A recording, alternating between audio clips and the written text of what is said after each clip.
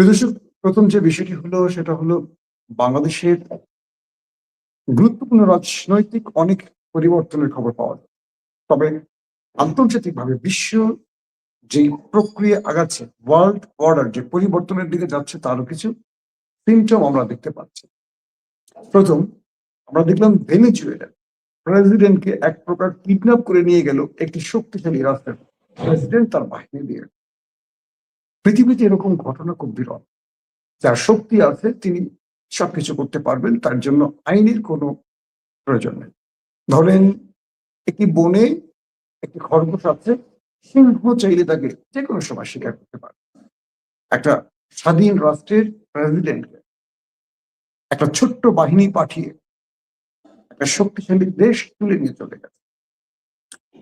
এখান থেকে কয়েকটা বিষয় লক্ষণীয়। এক, যে নিকোলাস মাদুরো এত বড় বড় কথা বলছিলেন তার দেশের জন্য, সেই দেশটিতে যথেষ্ট দুর্নীতি, দুঃশাসন সব ঠিক আছে, এটা আমরা মানি।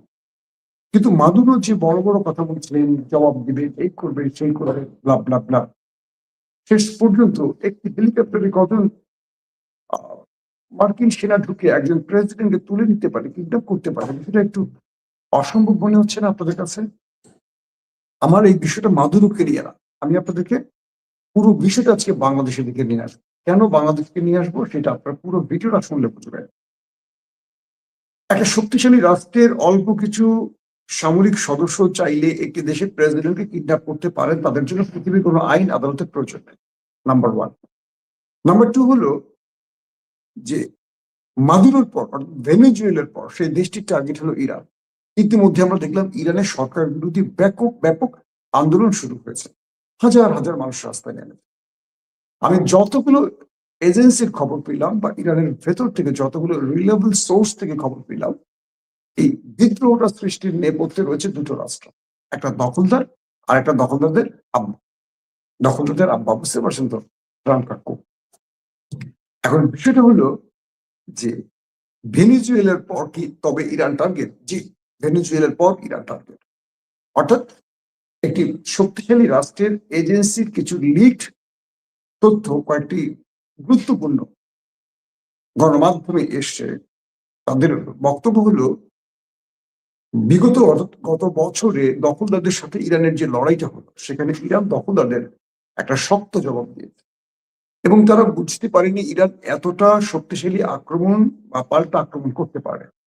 তারা প্রথম কয়েক ঘন্টায় পুরো ইরানকে নাস্তানুবোধ করে দিয়েছে, ইরানের হাই অফিসিয়ালদের শেষ করে দিয়েছে। সেখান থেকে ইরান ব্যাক করেছে, কিন্তু ব্যাক করেনি ইরান, সেই দেশটিকে একেবারে নাড়িয়ে চাড়িয়ে দিয়েছে। সেই দেশটির কয়েক যুগের যে অ্যাসেট গুলো, পারমাণবিক প্রকল্পের অনেক কাজ, গুরুত্বপূর্ণ অনেক কি বলবো অস্ত্রাগার এবং সামরিক গবেষণা কেন্দ্র এবং তাদের ভয়াবহ কিছু গুপ্ত স্থানকে ধ্বংস করে দিয়েছে ইরান, তার টার্গেট মিসাইলে। এরপর তারা বুঝতে পেরেছে যে ইরানের সাথে তারা এই গেমটিতে বিজয় লাভ করতে পারবে না। তাহলে কি করতে হবে? ইরানের ভেতরে একটা রেজিম চেঞ্জ তাদের ঘটাতে হবে এবং সেই হিসেবে মিস্টার নেতানিয়াহু এবং ওই তার আব্বু ট্রাম্প কাকু তারা প্ল্যান করলেন যে ইরানকে এভাবে আগ্রাসী বা সামরিক অ্যাটাক দিয়ে কিছু করা যাবে না।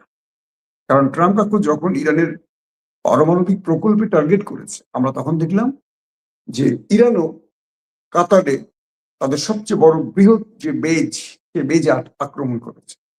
তো তারা দুটো রাষ্ট্রে বুঝতে পেরেছে যে ইরানকে আসলে ভিমরুলের জাতি, তাদেরকে আক্রমণ করলে তারা পাল্টা জবাব দেবে। তো সেই হিসেবে সাউন্ডে কি কোনো সমস্যা হচ্ছে? একজন লিখছেন সাউন্ডের সমস্যা হচ্ছে। তো সেই হিসেবে ইরান কাউকে ছাড়বে না। তাহলে কি করতে হবে? ইরানের ভেতরে আরেকটা গোষ্ঠীকে খেপিয়ে তুলতে হবে, যারা রাষ্ট্রের বিরুদ্ধে, সরকারের বিরুদ্ধে বিদ্রোহ করবে বা সরকারের উপর তারা খুশি হবে না এবং তারা সরকারের বিরুদ্ধে আন্দোলন শুরু করবে। সেই হিসেবে ইরানের ভেতরে আমরা ব্যাপক সরকার বিরোধী আন্দোলন দেখলাম এবং অজস্র মানুষ রাস্তায় নেমেছে, সরকারের বাহিনীর সাথে তাদের ব্যাপক সমস্যার সৃষ্টি হয়েছে। অর্থাৎ ট্রাম্প এর পরপরই বলছেন যে ইরানের জনগণকে করলে সেই করলে সরাসরি সামরিক অভিযান চালাবে। প্রশ্ন হলো, ট্রাম্প কাকু, আপনার দেশে তো কয়েকদিন আগে ব্যাপক বিক্ষোভ হয়েছে আপনার বিরুদ্ধে। এখন আপনার দেশের জনগণ যখন আপনার বিরুদ্ধে বিক্ষোভ করবে, তখন যে কোনো একটি দেশ কি চাইলে আপনার দেশে ঢুকে পড়তে পারবে, আপনাকে ধরে কান ধরে তুলে নিয়ে যেতে পারবে, নাকি আপনার শক্তি বেশি থেকে আপনি কাজগুলো করবেন? তো এই পরিস্থিতিতে ইরানও পাল্টা জবাব দেওয়ার জন্য প্রস্তুতি নিয়েছে এবং ইরান হুমকিও দিয়েছে যে কেউ সরকার পতন বা রেজিম চেঞ্জের কোনো পরিকল্পনা করলে তাকে শক্ত জবাব দেয়া। তো এই পরিস্থিতিতে বলা হচ্ছে ভেনেজুয়েলা এবং ইরানের মধ্যে একটা অন্যরকম প্ল্যান আছে। এই দুটো ঘটনা থেকে আসলে বাংলাদেশের শিক্ষা কি আছে? সাম্প্রতিক কয়েকদিনের যে খবরগুলো পেলাম সেখানে বলা হচ্ছে যে বাংলাদেশের আর আমাদের প্রতিবেশী যে দেশটি, আমাদের বন্ধু রাষ্ট্র নরেন্দ্র মোদীর দেশ, তারা আমাদের সীমান্তে ভারী ভারী অস্ত্র মোতায়েন করছেন, রাফায়েলের মতো যুদ্ধ বিমান মোতায়েন করছেন, সেনা বাড়িয়েছে, টহল বাড়িয়েছেন, ড্রোন বাড়িয়েছেন, ক্ষেপণাস্ত্র সহ বিভিন্ন রকম প্রস্তুতি তারা বাংলাদেশ সীমান্তে বাড়িয়েছে। এবং এগুলো বাংলাদেশের বড় বড় গণমাধ্যমে এই খবরগুলো এসছে, আপনারা দেখেছেন। প্রশ্ন হলো, যখন বাংলাদেশ শেখ হাসিনা ক্ষমতায় নেই, একটি অন্তর্বর্তীকালীন সরকার আছে, তখন বারবারই কেন সীমান্তে উত্তেজনা বাড়াবার চেষ্টা করছেন মিস্টার নরেন্দ্র মোদী? একটা প্রশ্ন থাকে। দ্বিতীয় বিষয়টি হলো, এই মুহূর্তে বাংলাদেশের সাথে ভারতের সম্পর্ক সবচেয়ে তলানিতে। একে অপরের ভিসা বন্ধ করছে, একে অপরের হাই কমিশনে আক্রমণের ঘটনাগুলো ঘটছে। এবং যখনই পাকিস্তান, চীন, তুরস্ক বাংলাদেশের দিকে হাত বাড়িয়ে দিচ্ছে, তখন তারা বিভিন্ন রকম ষড়যন্ত্রের জাল পেছাচ্ছে। এরই মধ্যে ঘটে গেল বাংলাদেশের অনেক বড় একটা ঘটনা, শহীদ ওসমান হাদির হত্যার ঘটনা।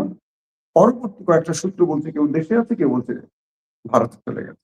তো বাংলাদেশ থেকে যত অপারেশন হবে, গুপ্ত হত্যা হবে, গুম হবে, খুন হবে, ক্রস ফায়ার হবে, তাদেরকে সব আশ্রয় দিবে ভারত। তার মানে কাজগুলো কি ভারত করাচ্ছে? খুনিদেরকে, হাসিনাকে, ডিজিএফআই কে, আওয়ামী লীগের নেতাদেরকে আবার বলা হচ্ছে হাদির খুন। যদি আমরা বিশ্বাস করি না, তিনি দেশে আছেন মনে হচ্ছে, তারপর বলা হচ্ছে তিনি ভারত চলে গেছেন। যদি তাই হয়, তাহলে বাংলাদেশের বিরুদ্ধে যারা কাজ করবেন, জনগণের বিরুদ্ধে যারা করবেন, মানবতার বিরুদ্ধে যারা কাজ করবে, তাদেরকে আশ্রয় দেবে ভারত। এর মানেটা কি? তাদের একটা মিশন আছে বাংলাদেশের বিরুদ্ধে।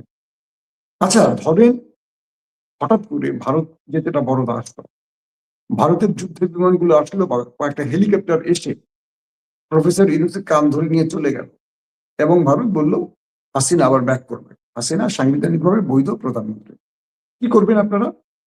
কেউ নামবে পথে?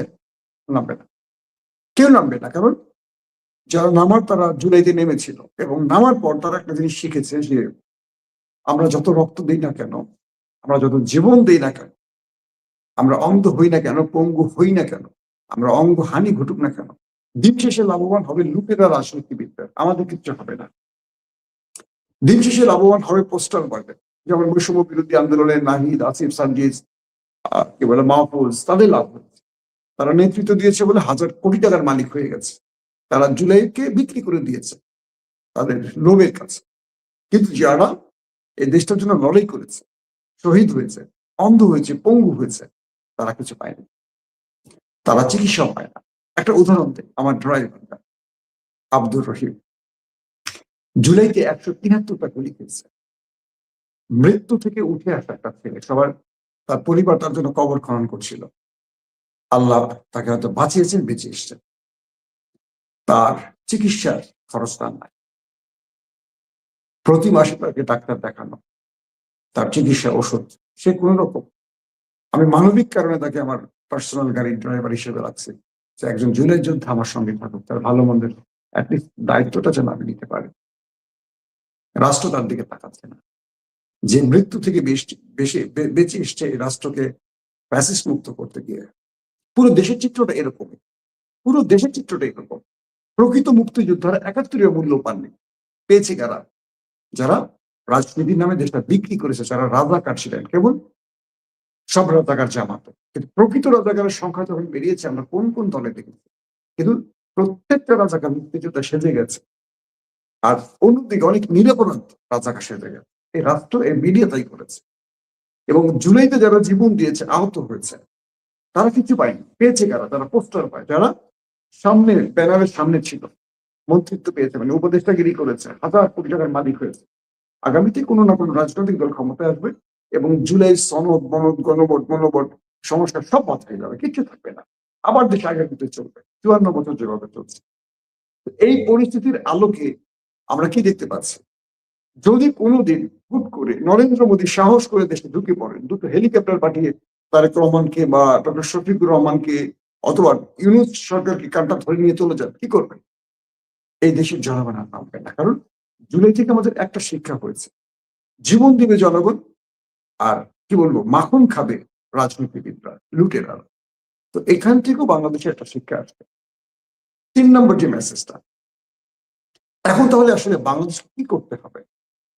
পাকিস্তান বাংলাদেশকে অফার করছে একটা সামরিক চুক্তি করার জন্য।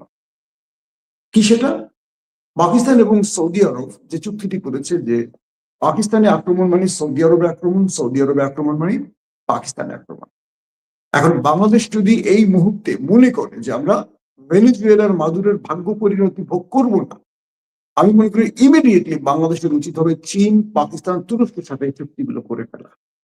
এতে লাভ হবে কি?